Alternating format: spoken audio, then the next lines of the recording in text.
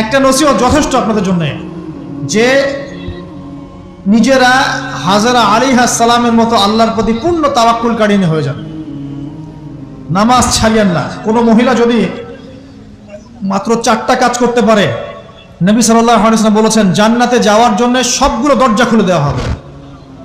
1 number, কোনো মহিলা যদি 5 ওয়াক্ত নামাজ পড়ে, এখানে শুধু ফরজ নামাজের কথা বলা হচ্ছে, নফলের কথাও বলা হচ্ছে না। 2 নাম্বার, যদি একজন মহিলা রমজান মাসে সওম রাখে, ফরজ সওম, ফরজ রোজা, নফল রোজার কথাও বলা হচ্ছে না। 3 নাম্বার, যদি মহিলা, একজন নারী যদি তার সতীত্বকে হেফাজত করতে পারে, পর্দা মেনে চলতে পারে। এই পর্দা বলতে আমরা ডিজিটাল বোরখা বোঝাচ্ছি না। পোশাকটা এমন হবে না যে পোশাক পরেও গায়ের কাঠামো কতটুকু আটোসাটোটা বোঝা যায়, এই বোরখা চলবে না। বোরখা এমন হবে না, পোশাক এমন হবে না যে বাহির থেকে ভিতরের অঙ্গ দেখা যায়, এই বোরখা চলবে না। পোশাক এমন হবে না যে পোশাকটা পুরুষদের পোশাকের সাথে সাদৃশ্য আছে, গেঞ্জি টি শার্ট পরা যাবে না। পোশাকটা এমন হবে না যে এই পোশাকটা অমুসলিমদের সংস্কৃতির সাথে বা ধর্মীয় কালচারের সাথে সাদৃশ্য আছে, এমন পোশাকও চলবে না। যদি কোনো নারী 3 নাম্বার তার লজ্জাস্থানের হেফাজত করতে পারে, মানে শরঈ পর্দা মেনটেন করতে পারে। আর পর্দা করে যদি কলেজে গিয়ে আর ইউনিভার্সিটিতে গিয়ে সহি প্রেমে লিপ্ত হন, তাহলে পর্দা হবে না। কথা বোঝাতে পারছি না মনে হয়। পর্দা করেও যদি ইউনিভার্সিটিতে গিয়ে গ্রুপ স্টাডি করতে হয় গায়রে মাহরামের সাথে, এই পর্দাও চলবে না। পর্দা মানে পর্দা। পর্দা করে যে দুলাভাইয়ের সাথে কুটুস কুটুস গল্প করা শুরু করেন, ইডিস পিডিস, চলবে না পর্দা। দেবর আর ভাবি, এখন দেখেন না, দেবর ভাবি, শালি দুলা ভাই, চাচাতো ভাই, চাচাতো বোন, কোন জায়গায় সমাজ গিয়েছে জানেন? এমনও নিউজ বাংলাদেশে এসেছে, নাউজুবিল্লাহ বলতে বলতে রুচুতে বাঁধে, যে বাবা মেয়ের সাথে পর্যন্ত জিনা করে ফেলেছে। এই ঘটনা জানেন না? বাংলাদেশে একাধিক ঘটনা ঘটেছে। আস্তাগফিরুল্লাহ, ইন্না লিল্লাহি ওয়া ইন্না ইলাইহি রাজিউন। কোন যুগে আছেন চিন্তা করেন। কেউ কারো থেকে বাদ না, শিক্ষকের সাথে ছাত্রী, ছাত্রর সাথে শিক্ষিকা, বসের বস আর কলিগ, মহিলা কলিগ বস, মহিলা বস, পুরুষ কর্মচারী, হ্যাঁ অমুক কর্মকর্তা, তমুক কর্মকর্তা।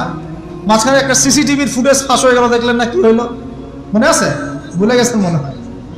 একটা টাইটেল, একটি সিসি ক্যামেরা সারা জীবনের কান্না, মনে নাই? ভুলে গেছেন আপনারা?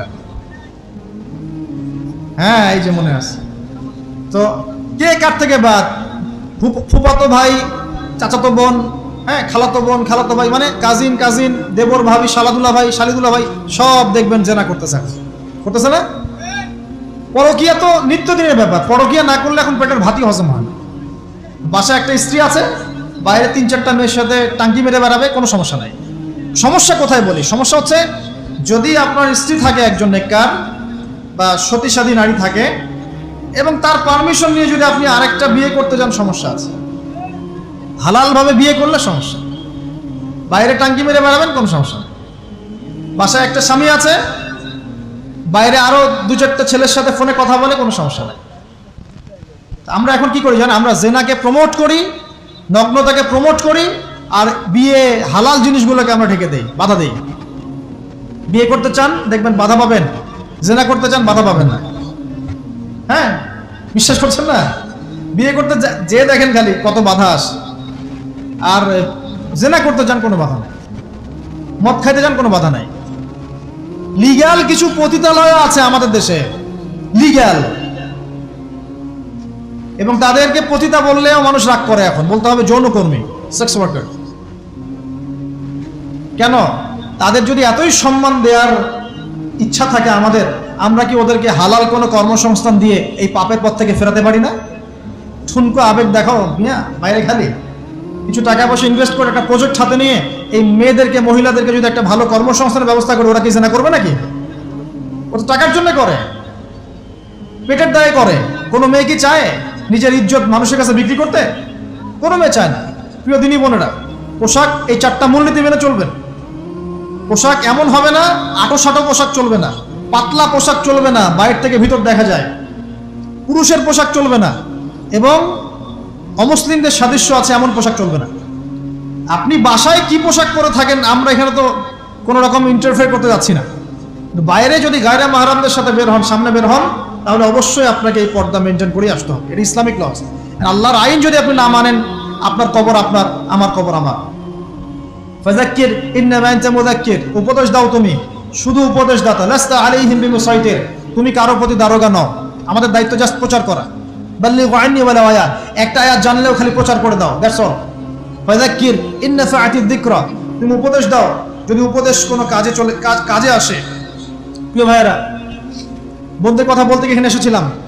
একটা মেয়ে 4টা কাজ করলে জান্নাতে চলে যাবে ইনশাআল্লাহ। 5 ওয়াক্ত নামাজ, ফরজ নামাজ, 2 রমজান মাসের সওম, 3 নাম্বার লজ্জাস্থানের হেফাজত, আর 4 নাম্বার স্বামীর আনুগত্য। স্বামীর কি দেখেন, ফ্যামিনিস্ট মেয়েরা বলবে স্বামীর দাসত্ব। দাসত্ব আনুগত্য এক জিনিস নয়, মনে থাকবে। দাসত্ব আনুগত্য এক জিনিস নয়। আনুগত্য মানে কি? আনুগত্য মানে আপনার স্বামী আপনাকে কোরআন সুন্নাহর মতো চালানোর চেষ্টা করছে, আপনি এটা ফলো করবেন, আনুগত্য। আর আপনার স্বামী যদি আপনাকে কোরআন সুন্নাহর বাইরে যদি বলে যে আসো, অফিসের কলিগরা আসছে, আমার টেবিলে খাবার পরিবেশন করো, যাবেন না আপনি, আনুগত্য করবেন না। আপনার স্বামী বলছে যে সুন্দর করে সাজুগুজু করো তো, আজকে ঘুরে আসে সাজেক, ঠিক আছে, বাইকের পিছনে বসে আপনাকে নিয়ে যেতে যাচ্ছে, আপনি যাবেন না, বলবেন যে এরকম সাজুগুজু করে গায়রে মাহরামদের সামনে যাওয়া জায়েজ নাই। আনুগত্য কি? কোরআন সুন্নাহ সমর্থিত কাজে আপনি স্বামীকে ফলো করবেন, আনুগত্য। স্বামী যদি এমন কোনো আদেশ করে যে আদেশটা কোরআন সুন্নাহর বাইরে যায়, আপনি এখানে কোনো আনুগত্য নাই। একটা হাদিস আছে, লা তাআতা লি মাখলুক ফি মা'সিয়াতিল খালিক, মানে স্রষ্টার অবাধ্যতায় সৃষ্টির কোনো আনুগত্য নাই।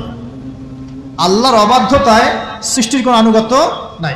প্রিয় ভাইরা, একটা আয়াত আমাদের জন্য যথেষ্ট হবে ইনশাআল্লাহ। মুমিন আমরা মুমিন না? মুমিন না? আল্লাহ বিশ্বাস করি কি না? ফেরেশতায় বিশ্বাস করি না? নবী রাসূল আসমানি কিতাবে, পরকাল, তাকদীরে বিশ্বাস করি তো? আমরা সবাই ইসলামের বিজয় চাই কি না? আমরা সবাই পরিপূর্ণ মুসলমান হতে চাই কি না? আমরা চাই কি না যে আমাদের সাথে সাথে আমাদের পরিবারটাও জান্নাতে যাক? এবং আমরা চাই কি না যে আমাদের সমাজটাও ইসলামের আলো আলোকিত হোক? চাই কি না? যদি চাই, প্রিয় ভাইয়েরা, আমার 10টা নসিহত। কয়টা? 10টা। জাস্ট 10টা লাইন বলবো, আর আপনাদের ধৈর্য নষ্ট করছে না। 1, জ্ঞান অর্জনের যে কথা বলেছি, জ্ঞান শুধু অর্জন নয়, জ্ঞানের বিপ্লব ঘটাতে হবে। পারবেন ইনশাআল্লাহ? যে যেখানে পড়াশোনা করছেন করেন, কিন্তু ইসলামিক পড়াশোনা বাদ দিয়ে নয়। দিনের জ্ঞান আগে অর্জন করতে হবে, বাল্য বয়সে অর্জন করতে হবে। আল্লাহ তৌফিক দান করুন। 2 নাম্বার, প্রত্যেক দিন কোরআনকে সময় দিবেন। কি করবেন? প্রত্যেক দিন কোরআনকে সময় দিবেন। প্রত্যেক দিন মিনিমাম 1 ঘন্টা করে হলেও কোরআন তেলাওয়াত করার চেষ্টা করেন। পারবেন ইনশাআল্লাহ?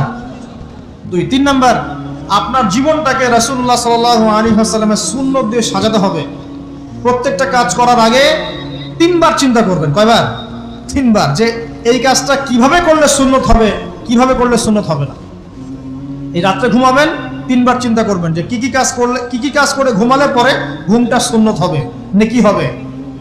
ওযু করবেন, সূরা ফালাক নাস ইখলাস পড়বেন, আয়াতুল কুরসি পড়বেন, সূরা বাকারার শেষে 2টা আয়াত পড়বেন, 33 বার সুবহানাল্লাহ, 33 বার আলহামদুলিল্লাহ, 34 বার আল্লাহু আকবার পড়বেন। ডান দিকে কাত হবেন, আল্লাহুম্মা বিইসমিকা আমুতু আহইয়া, ব্যাস। যদি 6 ঘন্টা ঘুমিয়ে থাকেন, 6 ঘন্টার প্রত্যেক সেকেন্ডে নেকি পাবেন ইনশাআল্লাহ। এর নাম সুন্নাত। প্রতিটা কাজ সুন্নাত মাফিক করতে হবে। একটা খালি কথা বলে দেই, শুধু একবার দরুদ পড়ে নাই, নবীর নাম শুনে দরুদ পড়ে নাই ইচ্ছাকৃতভাবে, তাকে নবীজি বলছেন সে ধ্বংস হোক। নবী বলছেন আমিন, মানে বদদোয়া হচ্ছে এটা। তাহলে সারা জীবন যে আমরা দাড়ি রাখছি না, টাকনুর নিচে কাপড় পরছি, হ্যাঁ, যে গোফ লম্বা করে একদম শুশুকের মতো রেখে দিয়েছি, কাটছি না, লেবাসে ইসলাম না আসছে না, নামাজ পড়ছি না, সুন্নাহ মোতাবেক জীবন করছি না, আমাদের কি হবে?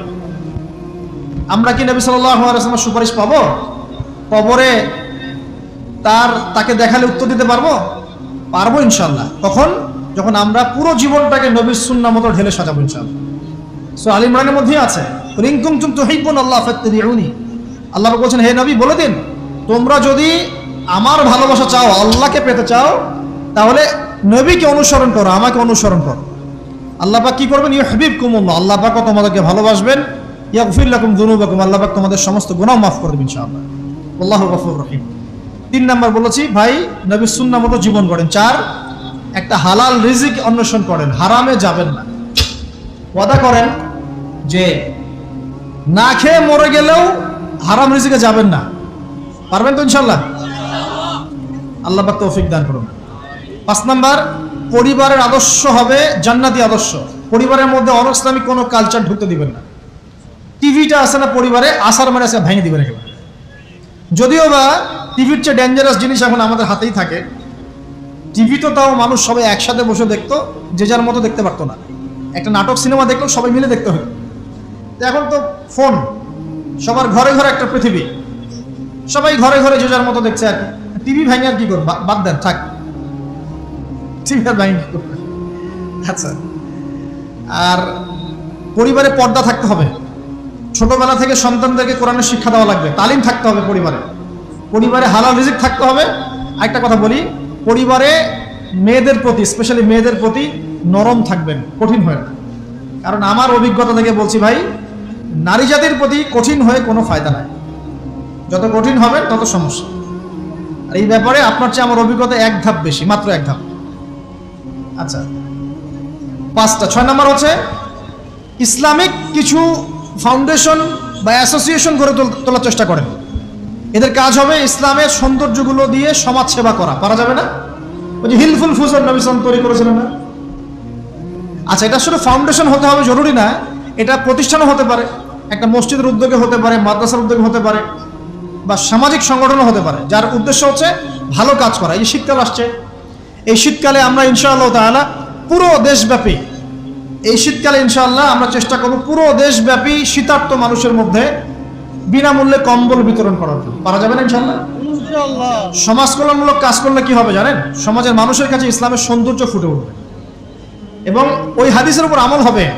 যদি আপনি কোনো মুসলিম ভাইয়ের একটা কষ্ট দূর করে দেন, আল্লাহ পাক আপনার একটা কষ্ট দূর করে দেবেন ইনশাআল্লাহ।